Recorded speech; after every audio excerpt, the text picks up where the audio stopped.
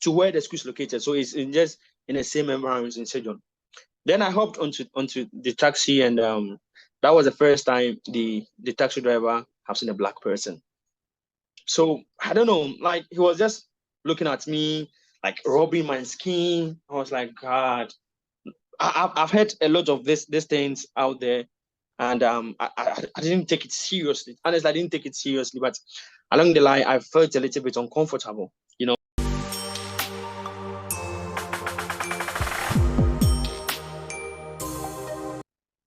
Hi, Patrick. We are happy to have you here. Thank you for honoring this invitation. Please, can you introduce yourself to us? Yes, I'm Patrick Ogbe. I can be called Patrick. I can be called Shan. I can also be called Shankara. Anyone that you mention, I'll respond.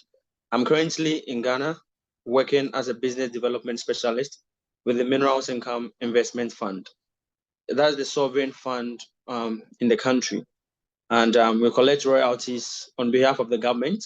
So we collect royalties from the mining companies and we invest in the mineral sector. Proud to joining the Minerals Income Investment Fund. I was with GIZ, that's a German corporation working in Ghana. Before I completed my master's from South Korea, I had the opportunity to gain a scholarship with the Korean Development Institute of Public Policy and Management. In short, we call it KDI School, which is located in Sejong in South Korea. I did my master's. I graduated with a master's in public management. As you all know, outside Ghana or most developed countries, choosing courses or graduating with such programs, you have the liberty to select courses across board. So with an undergraduate degree in economics, I chose courses like econometrics, microeconomics, macroeconomics. I did public management. I did policy courses. And I'm happy that I graduated having a lot of idea or knowledge in different fields altogether. I completed in 2016 and I came back to Ghana in 2016 and I joined the GIZ Ghana, which is the Government Developed Corporation. I'm sure along the line, I'll be able to respond to other questions. Thank you. You are welcome. And I'm happy to know that you had a scholarship, right, to Korea? Right. Okay. Yes. So can you please elaborate on that? How did you get the scholarship? Right. As I said, I completed my undergraduate from the University of Ghana. I read economics. So I had a first class in economics. So I was a teaching assistant at the University of Ghana Economics Department. Whilst I was there, I was trying to apply for some courses, for some programs outside. I started with the Erasmus Mundus Scholarship. As you all know, it's one of the biggest European scholarship consortium that we try to apply. I applied a couple of scholarships, but I was not successful. I was part of the first three. As part of the process, I was not selected because they needed only one, and I had the chance to get in touch with a friend who already graduated from the KDI school. So he sent me the link and I applied for it. It's a full scholarship, which includes your flight, your stipend, your accommodation, everything is inclusive. And that's how I got to know about the KDI school. I have not regretted because it has really, really impacted my life and it has really brought me this far. Okay, so way back in, let's start from when you were in Ghana. So what made you go in to look for a scholarship? Like what impacted your decision in going in to look for a scholarship? Right. As a teaching assistant, I guess I have the first spot to continue with my master's in the department because definitely I would have gotten in touch with other lecturers and I was working with other lecturers, but I wanted to have that kind of experience out there. And with Korea, reading their history, you could see how much they've developed over the years. They gained independence with Ghana the same year, 1957. But if you look at their economic trajectory, you see that they've really gone very far. And that was what really, really encouraged me to apply to that school. Yes, I know people apply. People always want to be in the US, in Canada, and Europe. But I decided to go into Asia because Korea is part of the Asian Tigers, if you want to know. So we have Asia, China, we have Korea, China, and Taiwan. But I think Korea is leading in that aspect. And in terms of policy making, in terms of research, Korea is on top. And I was also very much taken away by their way of doing things and the way they really changed the hardships in the economy. And right now, if you take the first 10 developed countries, Korea is part of them. So that's why I really chose to be in Korea to further my education. Okay, so how has your time in Korea influenced your during that time? How has it influenced your personal and professional growth? A lot, a lot, a lot.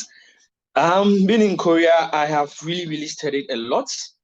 The way of doing things, their culture. I really had a culture shock when I got there because for some people, that was the first time they are seeing a black person. For others, they were not able to speak the English language. They speak Hangul or Korean. That's how they say Hangul or Korean, and sometimes very difficult for you to communicate with them. Apart from those living in school, who can be able to communicate with you in English, the rest no. But being in Korea, I've learned a lot. I got to Korea in 2015. The way of studying, the competition was very tough. Trust me, people don't sleep. You have to be abreast with everything that is happening.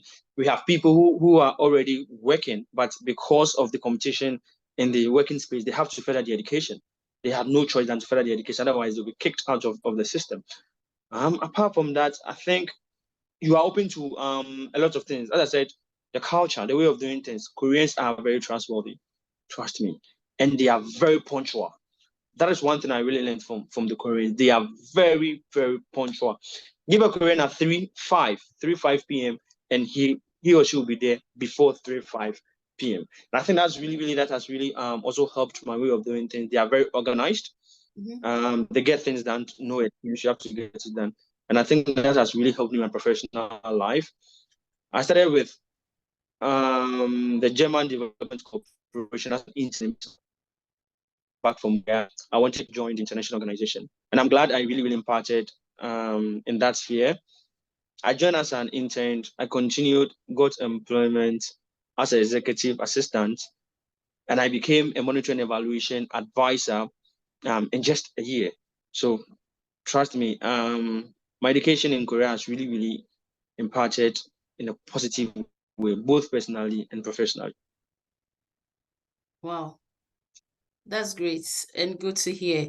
In what ways do you think your international education in Korea has prepared you to contribute to your homeland, like to contribute to Ghana or the Africa continent?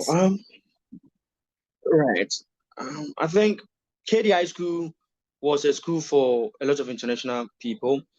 In my time, we had almost 67 nationals or 67 students coming from different countries. I am bold to say that at least I have a friend or a course mate in every country in the world. And I try to keep contact with them. Coming from Korea, I think the way of doing things, their education is great. Their research, it's super. If you look at the top 10 research institutions, KDI is my school, KDI is part of it. And there is something in Korea that we call pali pali. So pali pali is a term that most people who immediately get to Korea understand. Pali pali means fast. So you have to do everything fast. No excuse. You just have to get things done. And I think that's really something that I've really inculcated in my way of doing things. So at work, people always say, Charlie, you just have to take a chill pill. But I always try to beat deadline. I want to get things done and always like, hey, come on, we are not Asians. You have to take time. But yeah, that's the way of doing things. And I think that really have imparted my life positively to this far. And so I had the privilege to also go or visit the rural areas. So there is something we call Sama Undo. So that's a Korean word, Sama Undo. So Sama Undo means that let's all get involved. So we all get involved, whether you are the subordinate or you are the manager. whether you are the employee or the employer, you have to get involved. If really, really you achieve something in the short term, everybody have to get involved. And that's how I have also learned from it. Back at work, people always see me everywhere. I'm a team player. I'm always with the cleaners. I'm always with people below me because hey, it's for work. And the more you get in touch with people, the more you guys try to coordinate, the more you achieve the main objective. Yeah. Right. Yeah, sounds good. And it's true. If you don't get people around you, at the end of the day, you are going to suffer if you are the head or some, like people would start sabotaging your work and other stuff. So it's good. So what were the most significant cultural differences or adjustments you had to make when transitioning from Korea to Africa? Wow. So I know most people enjoy watching the Korean series, and I know most people would love to taste their dishes. As a first timer traveling outside the country, my destination was to be in Asia. You can just imagine the food that we see on telly.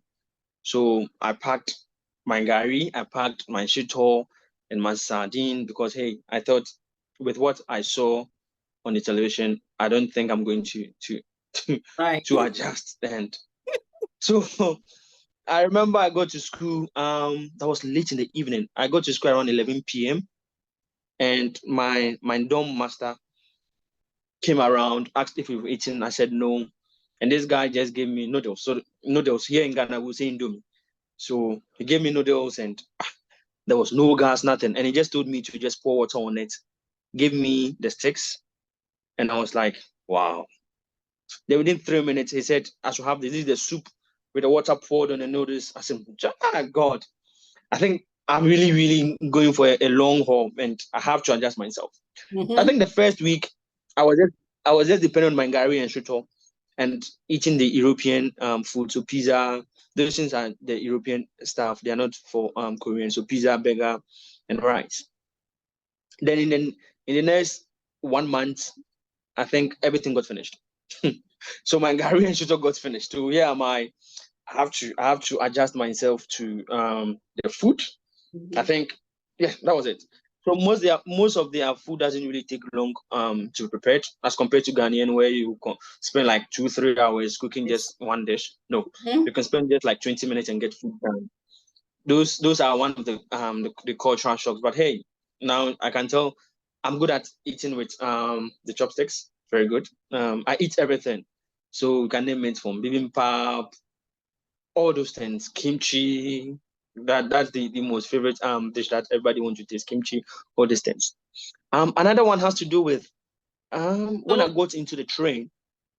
Okay, so I want to ask Right, go ahead. how was the taste like with their food?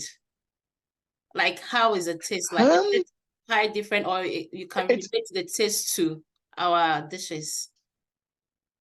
It's different. Trust me, it's different.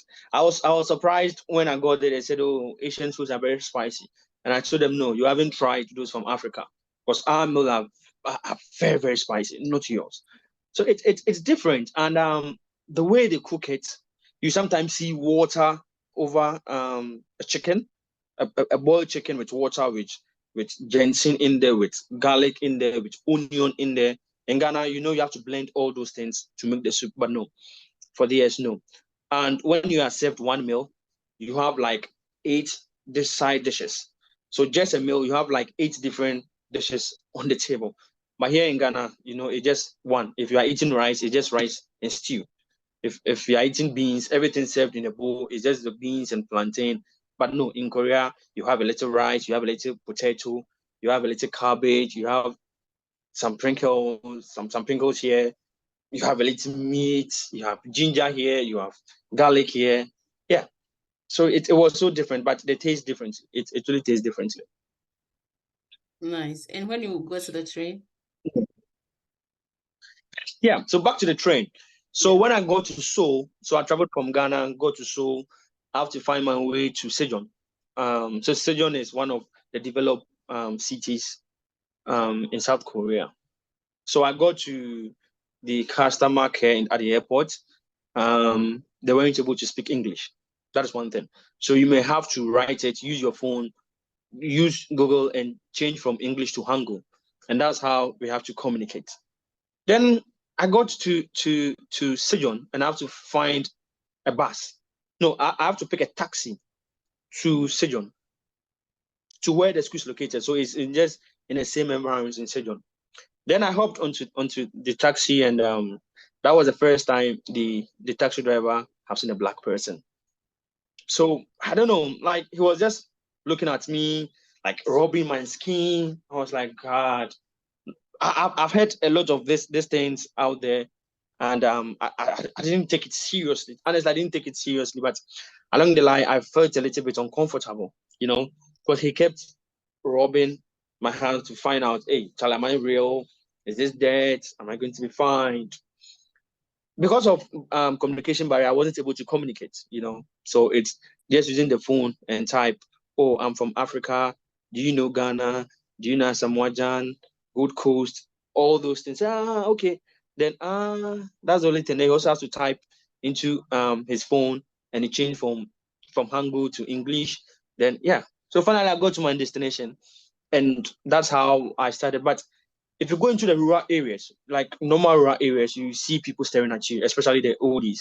I had a lady friend, so we visited her mom at the outskirts of town in a remote area in South Korea. And she was also doing the same thing.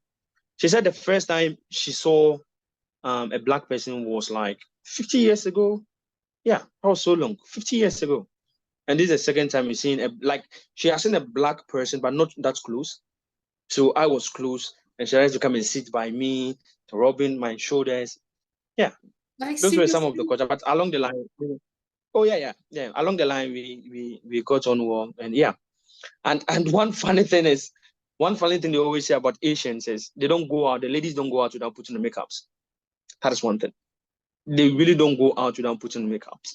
So you can call somebody or go to somebody's house or go to the dorm and knock. If the person, especially ladies, if she has not put on makeup, you're not going to see her. No, unless you are dating her and you guys wake up from the same room. But apart from that, no, they're always doing makeups. Even the oldies always putting makeups. Wow, this is Yeah. serious, and it's something I've never heard of this. And Oh yeah. I'm so grateful you are sharing this with us. Mm. So please, if you are watching us, kindly subscribe to our channel. And we are having lots of stuff, a lot of content coming on the channel. So please subscribe, like, comment, and share. Thank you. So Patrick, have you maintained connections or network with people you met in Korea? Are you still in contact with them? Yes. All my colleagues I completed with, people on campus. I forgot to say this. I'm currently the president of the alumni here in Ghana. That is from KDI school. That's from KDI school. We have a lot of people here in Ghana that attended different schools in South Korea. For my school, I'm the president representing those from Ghana. So yes, I get in touch with these people, and I also get in touch with Kweka, which is the Korean Development Agency. So Kweka, it's the government here in Ghana. So that's the South Korean government here in Ghana. So they undertake Korean projects here in Ghana, and I get in touch with them. So yes, I really get in touch with a lot of people, including my professors out there. And yeah, if I have to put an estimate, I can say I have friends in almost like 100 countries. You can mention them, and I'll mention anybody from those countries. So yes, I came in touch with them. Oh, great. So will you be willing to help someone who want to go to school at KVI? Yes, I have recommended a lot of people. After I completed from 2016, I've recommended a lot of people, and I think they've graduated. Others are also still there. I also give recommendations to them to be sent to school. And yes, I recommend a lot of people to go to KDI school. Honestly, KDI school is a research institution. It's born from an institute called Korean Development Institute, just like how ISE, the Institute of Statistical Service here in Ghana, works. So KDI itself is the research institution for the government of South Korea. But the other arm is the KDI school. So this is a school which is mostly into research. So if somebody is out there and you want to have prowess in your research skills, you have any policy document or any paper that you really want to elaborate, I would recommend KDI school for you, because that is really one best school, the best in out of 10. Yeah, I think if you take top 10 in Asia, KDI is part of it, if not second, then first. Okay, great. So how do these connections benefit you or your community? Like, how does those connections benefit you? Oh, that I can say I joined hands with Quaker. As I said, Quaker is the Korean development agency, and they are into a lot of projects here in Ghana. In terms of social corporate responsibilities, I think there's a lot of things that we've done, even to the government and to communities. So I remember during the COVID, there was a lot of distribution of PPEs to a lot of communities, deprived communities. We planted trees along the water bodies in Weja. I think that there's a lot of things that we've really done. I've joined hands with the Quaker community or the Koreans here in Ghana to undertake. So yeah. Okay, great. Can you describe any specific skills or knowledge you acquired in Korea that you believe can be beneficial to Africans' development or growth? So I think one value that I picked from my whole stay in Korea is trust. Trust. Koreans are really trustworthy. That is one thing. And when you take time to look into their history, how they came from their financial crisis in 1998 till now, it's marvelous. Where people have to sacrifice their jewelries, people have to give out their gold to their central bank just because the economy was going down. People have to sacrifice everything of theirs to the government so that they can be able to revamp the economy for future generations. So trust is one, transparency is one. Like they give their all. That is one thing. And one thing I also realized is that they buy what is Korea. They buy what is Korea. That is what they believe in. They buy what is Korea. There is only few foreign companies that are able to exist there. So if you take a walk on the road, almost 95% of the cars on the road are produced in Korea. So Wow. we can mention Daewoo, we can mention Hyundai, all those are mentioned. Only few people who have traveled outside the country, so they buy their Audi, they buy their Mercedes, but most of them are Hyundai, or people also say Hyundai. Wow. Giving us their trust is very key. Yeah, giving us their Go ahead. codes, being truthful, Yeah. And everything is something So that we Ghanaians and Africa as a whole, we do lack a lot. We are lacking that. We don't. Yeah. We always lie. Even when someone goes into the country to build a company, and people will be stealing from the company. When you steal from the company, how will someone also benefit? How will your future kids, your future generation enjoy from those companies that people are coming in to build? We are not helping ourselves. Right. The institutions in Ghana, they are stealing from the government. The government are looting properties, taking away from the citizens, and just enriching themselves. If you are watching, you have to change. Yes, it really starts from all of us. So it starts from us. So I think in Korea, there's something that they teach the kids whilst growing up. So they let them know what their forefathers or their great grandparents went through. Because I had a professor who was telling me most of his money is being spent by the kids, and that sometimes he look at them and he just laughs, because back in the days, those nice things that we see on the road, those washrooms, sophisticated washrooms and toilet that we see, no, it wasn't so. And they have to suffer. Honestly, they have to suffer. They have to go with just one meal a day, sometimes no meal. Like, they really had to work. But now the kids get it slow. Everybody is having access to internet. You're getting phone at a younger age and all those things. But yeah, so you always tell me things has really changed.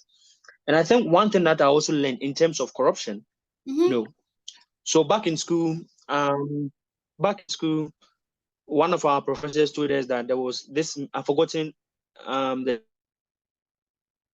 mini. Yeah.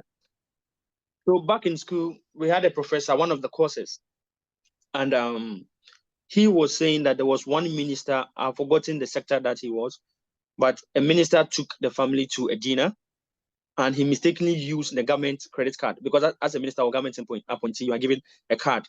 So he mistakenly used that to pay for dinner for his family. And he realized that that's for a private use, and he has to humbly resign, just because people felt that it's corruption and all those things. So he humbly resigned. Back here on the continent, most people hardly resign. That's one thing. And if people are also abreast with the news, we could know that the past president is still in prison. The former president, I've forgotten the name, she's still in prison because of some corruption that was seen in her government. She's currently in prison. Her father used to be a president, and she also became president. But unfortunately, during her tenure, there was a lot of corruption cases, and she is serving in prison as we speak now. But here on the continent, we hardly see presidents going into prisons, or former presidents going to prison.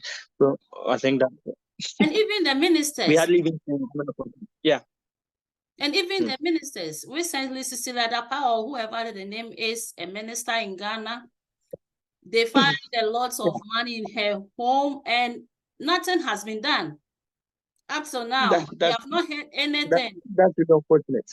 Yeah, very unfortunate. And I know that people will be watching this, and it's so heartbreaking. If you are outside the country, you see how their citizens are helping them. They are going about their business, going on time. But in Ghana, you see people in government position or government work sectors, and then they are late, they are looting properties, they are just amassing wealth for their families. In 100 years to come or 50 years to come, all the monies that you are looting for your family will vanish, and your generation will come back to poverty. And if you are not building the country, you are just thinking about today. Africans, we have to think about the future, because anything that the white man will do, or if the Korean and other developed countries will do, they are thinking about the future. They are thinking about the generation, not now. So we have to change our behavior, our thinking, our attitude. We always lie. Like, we like telling lies. We have to be truthful, because in America, for instance, everywhere you go, there is cameras around. You can't steal. And if, for instance, you want everybody to be on you every day, inspecting your work and everything, how would we progress? So please, let's change our attitude. Please continue. Sorry, I was... So there is one thing I forgot to add. In as much as there is Korea is developed with all its high capital, its high GDP, and everything you could see, there is also a high rate of suicide. I think in the world, I think Korea will be part of the first 5. There's a high rate of suicide in Korea because of the stress, because of the competition. I don't know why, but people easily take their life. So there is a river called the Han River. It said, when you Google it, you see the Han River, HAN, Han River. That's a lot of people. Like, when you really count the number of people inside that river, it will form a community. Yeah. So they just stand on top of the railway and they just jump into it. Some even stand in the railway for the train just to pass on top of them. So there was, I don't know if you heard about these famous Korean singers. I think he's a male. I've forgotten the name. I will get the name. Yeah. He's a pop singer. I think one person or two people even committed suicide. I don't know why. They had everything. The depression rate is also very high. I don't know why people take their life, but yeah, and they drink a lot. They drink a lot. So from Monday to Sunday, they're always drinking. We always look good. I don't know why, but yeah. But I think that is one of the negative things that I really realized. Why, hey, your economy is booming, like everything is yeah, fine. I don't know. yeah. And I think we as Africans, we should take the good aspects, like being truthful Right. and going to work on time and other, like the positive parts of those developed countries. So Yeah. please, if you are watching, we should try as much as possible to brighten our corner so that we will come Yeah. out successful, because you should think about our generation to come, maybe Yeah. your children. That's true. Yeah. So what challenges do you foresee in applying the knowledge and experiences gained in Korea to the Africa context? I think those challenges. I think those challenges have been addressed. But the first time I came back to Ghana, I think maybe the way I was doing things back in Korea, I thought I could do it at my workplace, but no, it didn't work. So it's like, hey, who are you? Are you the Superman? Do you think you're the person who can change things around here? Those attitude, like just getting that they give a deadline for like 2 days, and I want to do it the same day that the work is given because I want to finish and have time. We don't. So yeah, those are few of the challenges. And here in Ghana, when it comes to customer service, oh God, the customer feels that he is rather, or he or she is rather doing you good. Like that's how they feel. That without them, you cannot get your stuff done or your thing done. So they don't really care. Is it the seller or So the customer? The seller, Okay. so customer service, or how do you call it? The customer official, or yeah. So in general, I think here in Ghana, the customer service needs a little bit of improvement. So there is more room for improvement for our customer service culture. Yeah. If I compare how I tried to get things back when I was in school, you just place a call. If you request for A and you don't have A, they will ask you, or they will tell you, I have B and D, and I think B and D will help you to do this. Indirectly, they are rather giving you options. But Yeah. here in Ghana, you ask for A and you don't have A, they don't mind, they cut it off. Sometimes, even if you really want to know why or how, it's something they're just in a hurry to just take you off. And it's true. It's bad. It's bad. Mm-hmm. It's bad.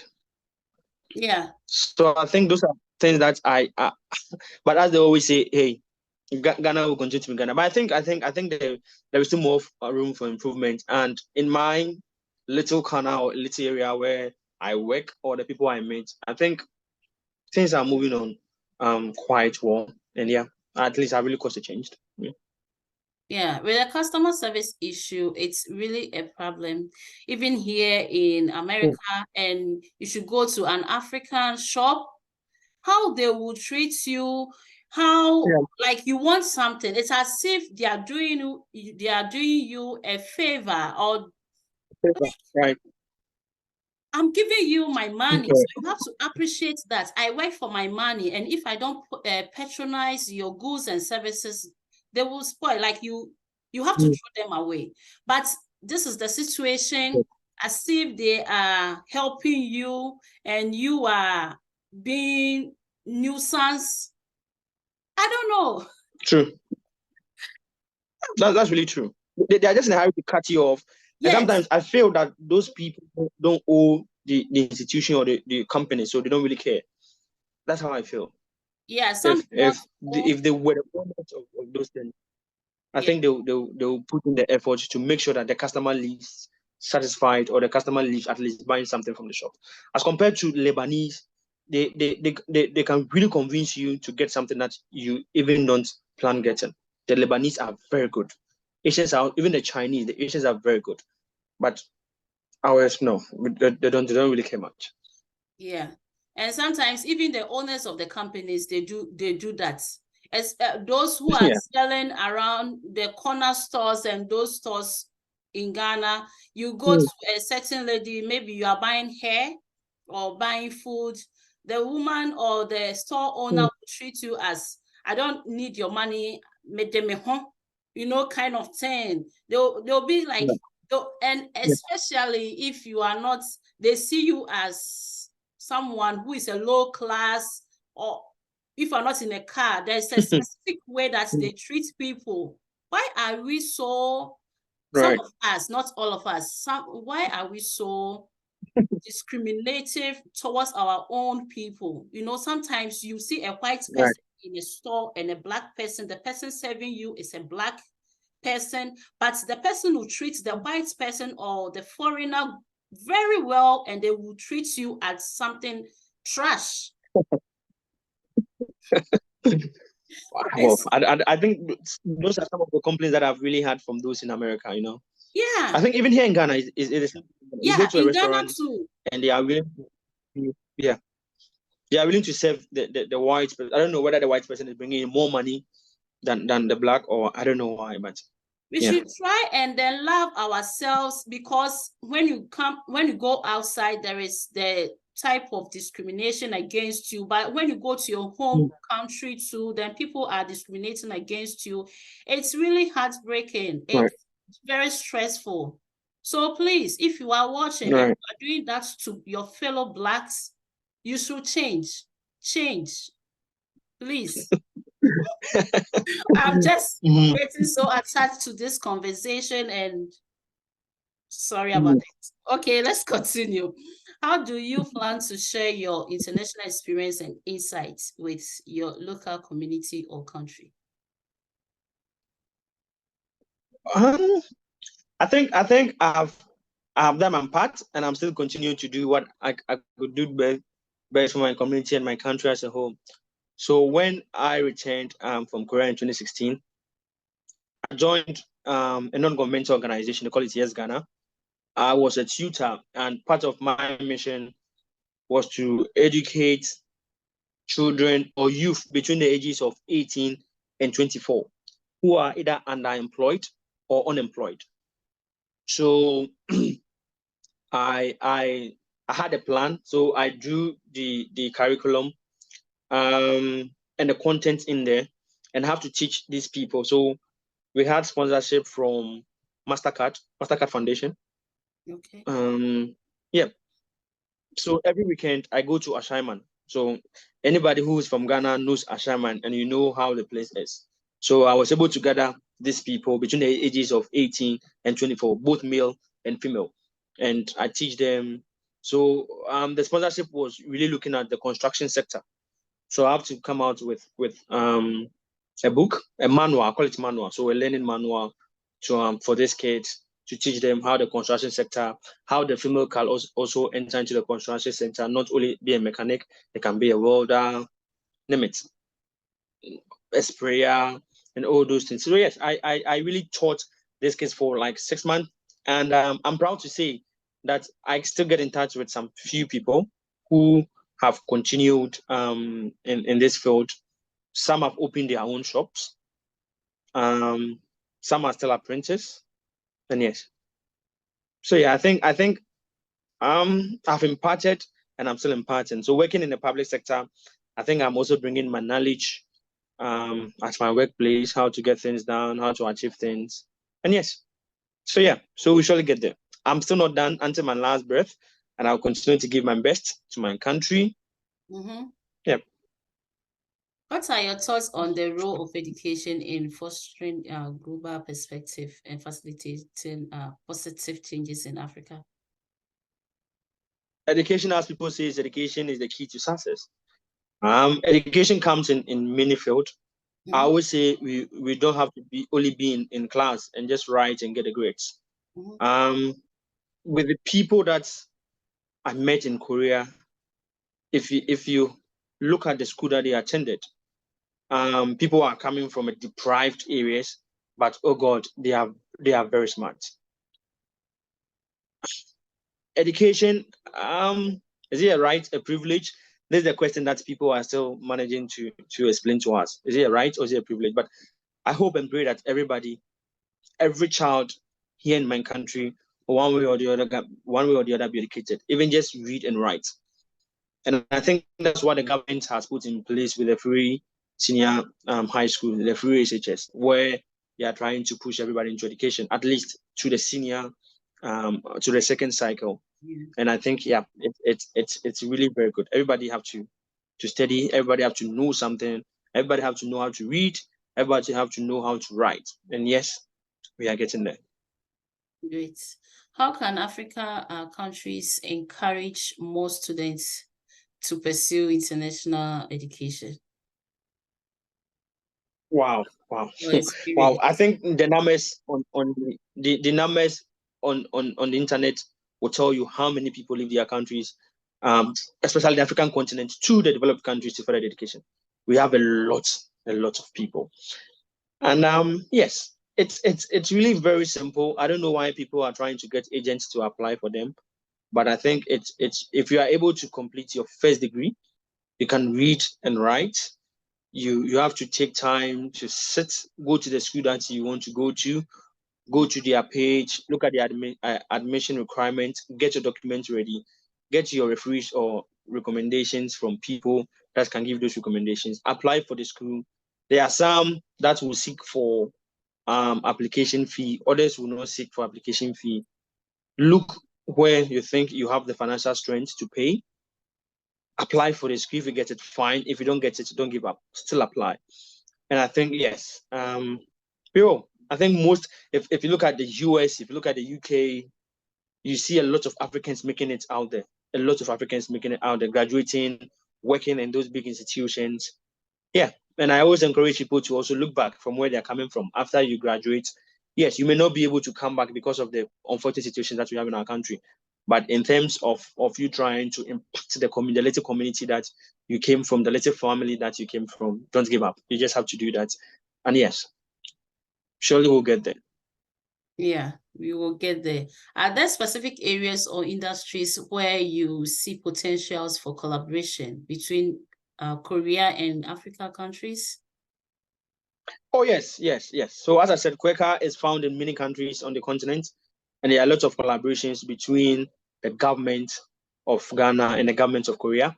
We also have other agencies, so they also give fundings to private investors. And currently, we are assembling a lot of Korean cars in Ghana. Korea is helping Ghana in a lot of ways. Currently, they are trying to build a 2.2 million GRE structure to build a capacity of officers in there. So there's a lot of things going on here in Ghana from the Korean government. And in terms of students who also came or schooled, had opportunity to school in Korea, I'm sure wherever they are on institutions that they are also impacting positively in the little way they could in the place they find themselves. So yes, there's a lot of collaborations going on between the governments of Ghana and Korea and private entities here in Ghana. Okay, sounds good. How can such collaborations be mutually beneficial? It is. I always say it's really beneficial. Even though they are bringing their funds, they try to let us know where they want to put their funds, because at the end, they also need to report to their citizenry. You know, it is not bringing your money and giving your money because you are underdeveloped. No, they know the sectors that they want to go. They've sat down to research the gap in that sector, and they feel that when they bring their funding in there, they can be able to impact positively. So yes, at the end, it's a win-win situation, and most of the win goes for the recipients, which is the public of Ghana. So yes, so I think we are really benefiting from them. Even you can just imagine if you pick one person in terms of paying using taxpayers' money from Korea. I depended on the taxpayers' money from Korea. I can just imagine. So they paid for my flight. I was given a stipend every month. I was given accommodation. So you can just imagine how much they spend on just one person from African continent. That's a lot of money. Okay. So yes, they are really doing good. Yeah. So why did you leave the country, Korea? So honestly, as a Pan-Africanist, so I believe the black man can do things in his own way. When I compared, I said, you know what? I know there are friends who stayed back. When I compared, I said, hey, I can also cause a change. That was it. I don't want to stay. I don't want to overstay. I think that I have future. My visa, the visa that I had was, I know friends who one way or the other passed through some place and just left, and they are still in Korea. But I felt I was young at that age. I still have future. I can travel to anywhere I want to travel if I want to. So hey, for whatever you've learned, and in my document they always tell you that after graduation you have to come back to your country to impact the knowledge that you've really learned. So yes, I've signed that and I want to go with that, and I did. So I took that decision that, you know what, being the Pan-Africanist that I am, I think I've learned something from there, and I will also impart in my little corner here in Ghana. So I left. I just took my bag and I just left. It was a decision I made and I just did that. I'm glad I did that. I haven't regretted it. Yeah, I can see. Yeah. I can imagine. How do you envision the future of Africa? How do you envision the future of Africa, and what role do you see yourself playing in its development? Based on your national experience. Africa is a big continent, and most of our resources is coming from Africa. So Africa is blessed with a lot of raw materials, cash crops, minerals. We are blessed. And me working in the mineral sector right now, I think from where I'm coming from, we are on a trajectory to getting much benefit from our mineral resources. So I'm with the Minerals Income Investment Fund, as I said earlier on, and ours is to collect royalties on behalf of the government from these mining companies. And for my end, I think we are putting in a lot of effort to make sure that we get the maximum benefit. To get a maximum benefit to our country. So yes, we are doing well. And with things happening around, I think a lot of investors are also coming to the continent because of how blessed our continent is with raw materials. So yeah, so I think most investors are coming to the continent. So yes, I foresee Africa becoming, if not the strongest in the next decade to come. But I do believe that we'll surely get somewhere, even though people, I always say, sometimes people say we have leadership crisis. The people who are giving the guidance, the people who are pathing the way for us are not doing the right thing. But I know this generation of ours will, I always pray that this generation of ours will put things right. And yes, we'll get the maximum benefits from everything that we do for our future generations, so that posterity, as they say, will not judge us. So yeah. Yeah. So if you are watching, that is why you have to subscribe to this channel. Here we educate ourselves, we learn a lot. We are trying to get people to understand the systems around the world. That is why we get people around who have traveled away from Ghana to experience different background, different culture. So yes, this is the channel for you. Please subscribe, share, and comment. All right. So Patrick, have your experience in Korea changed your view on Africans' potential and the opportunities that exist within the continent? Yes, absolutely, yes. So back again, when I was in school, there was this one professor who, as part of his research work, visited Ghana. So I think I was in one of his class, and it was like, his name is Professor Kim, Boyun Kim. And I was like, Patrick, are you guys still battling with malaria? And I'm like, Professor, yeah. He said, what? That long time? When I came to Ghana, he came to Ghana like 15 years ago. And he said there was malaria everywhere. And his research area was on malaria. So yes, so I think he did a lot of research in malaria. And it's like, are you guys still battling malaria? I said, yes. I said, why? After everything that we did in the past, and I said that, yeah, it's just unfortunate. Probably it's one of our diseases in this tropical area. So yes. But I think Africa has the potential, as I always say. Africa has the potential. And you can see in all the schools outside the continent, in the developed countries, how Africans are making it, how Africans are making their motherland proud, how they are achieving results and breaking results and making history for themselves. So yes, the potential in terms of human capital, I think the potential is there. Individuals are so good, very good. Yeah. in terms of our raw materials, we are blessed with it. Mm-hmm. We are blessed with, I always say, name of cocoa, gold, diamond, uranium, copper, name them. Everything is found on the continent. Mm-hmm. We just have to get the people who will say, you know what, this is what we have, and this is the path that we are going. So let's go like this. So I do believe that a time will come that Africans will stand up and try to say, you know what, our forefathers or the people who fought for us, who fought for our independence, this is what they stand for. And that we have to go back and take their values, take their tenets, and try to run the race with what they believed in. And I think in the past, that's why after, I think after came, and I think it's in the right directions where countries can trade among themselves. We in the past, I think our leaders plan to bring this one currency called equal, but it hasn't. It's still not in place. So I think the knowledge and the research and things are there to make Africa very strong among other countries. And I do believe that in the few years to come, things will surely fall in place. So yes. It's the lack of leadership. And that is it. I agree. Lack of leadership. Yeah. And I absolutely agree. Yes, as you can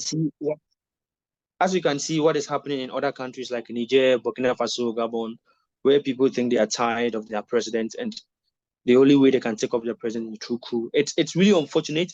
I don't subscribe to coup, but hey, they feel that you are not born with the knowledge. You can't be in power for more than 20 years or 30 years. It is not your home. It is not your home. So somebody has to also take the baton and run with it. But those things are very unfortunate. But this is where we find ourselves because the generation are fed up. Yeah. So I think leadership is very key. Leadership, it's really very key. Yeah. True. Can you share any specific projects or initiative you are currently working on? Currently, I'm not working on any, but I have few in the pipeline. I want to inculcate the values of the Sama Undo. That's as I told you. So Sama Undo has to do with a community togetherness where everybody come on board. So that is something that have it on paper. It's in the pipeline. I haven't implemented it yet. I'm just trying to get a capital and just put it in place. So I want to just get a farm, and just get from every home. I want to select at least 2 persons from every home in that remote area, so in the village. So they will work on the farm, and we make sure that every gain that comes, I'm not going to pay. So the idea is, I'm not going to pay you, but I'll make sure that the after harvest, you get something from it. And with that, all what I'm trying to let you know is that you are part of the harvest. So if you don't give your all, if you're not committed and disciplined to making sure that we achieve the whole cake, then we all go down. Yeah. Right. So that I think that's really the idea. If I pay you, that means I'm paying you off. You're not part of the last meal or the output. But if I tell you that, okay, you have this percentage in the output, right? I do believe that you'll be giving your all whilst you're looking at the bigger picture. You'll be giving your all to work with me and arrive at the bigger picture so that we share it. So yes, I have 1 or 2 projects in the pipeline. I've not implemented it, but I think, as I said, I'm really trying to get the values from the Sama Undo, which I have, and soon I'll implement it. Yeah, very soon. Great. What advice would you give to other Africans considering studying abroad? Go. Risk it. Go. I know people who say Asia is not developed like America. When you have the opportunity to be in America, go. When you have the opportunity to go to Europe, go. When you have the opportunity to go to Asia, go. Do it. Have the change of environment. Get experience out there. If you can come. I know people who are working, and honestly, I don't know how it works, but from people in the Caribbean, in the South America, and those who came to school, some of them were working and they were assured of work after graduation. So immediately they graduated, they went back. Oh, wow. On the continent, on the African continent, I don't know about where you work, but if where you work, you are assured that when you come back, you'll be promoted, and when you come back, your work is safe for you. Please go. Just go, have the experience out there, learn with people, network with people, and you can make it. Don't risk it.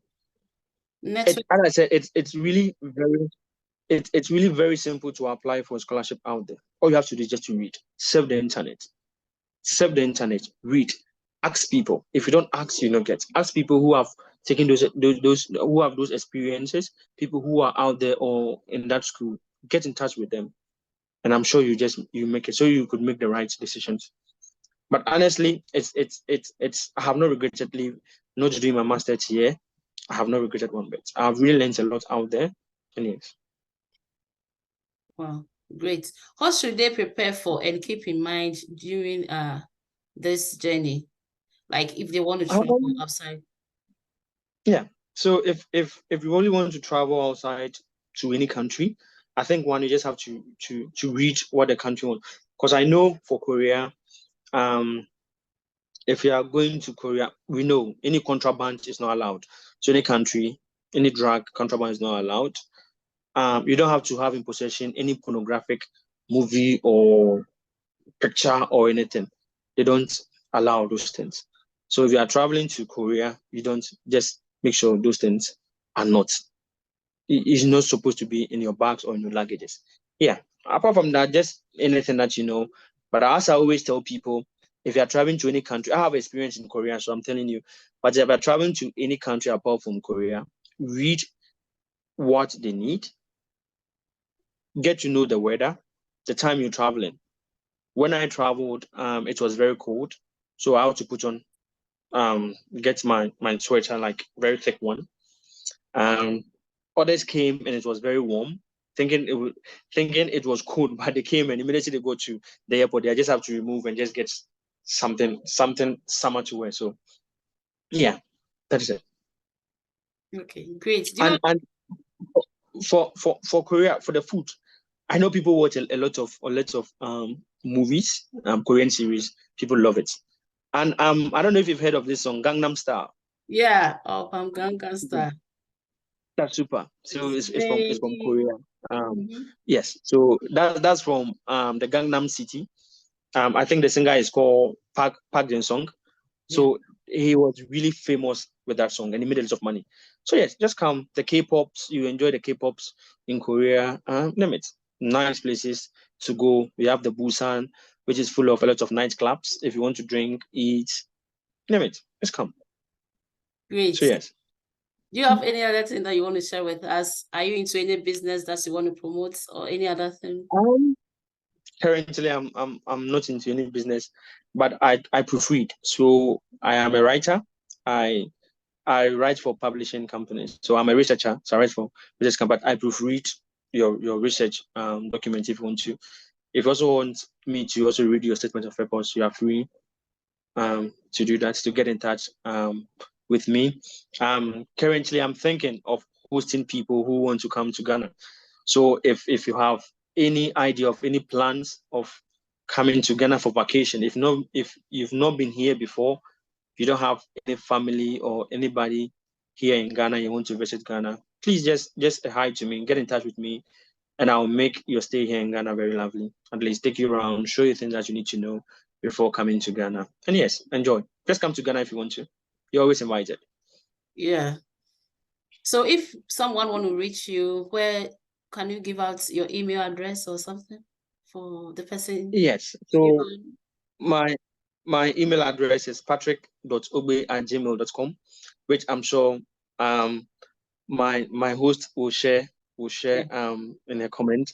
You can also follow me on IG. I think I will share with my host and she can also put it in there. So yeah, everybody is welcomed. You can get in touch with me. You can say hi, and surely we'll network and see how both of us will benefit from our friendship. So yeah. Do you want to extend some greetings to some friends, So families? greetings to all friends that I met back in school, in KD High School, from all the countries, from all the continents. I have friends from all the continents. So greetings to everybody. Greetings to yes, everybody. Everybody. People that I knew in the past and people I'm yet to know. Hi. to know. Yeah. Okay, it's been great having you here, and thanks for sharing your experience with us, educating us. We say thank you. So please, if you are watching, kindly subscribe to our channel, like it, and share. Let's all learn together. Thank you for watching. All right.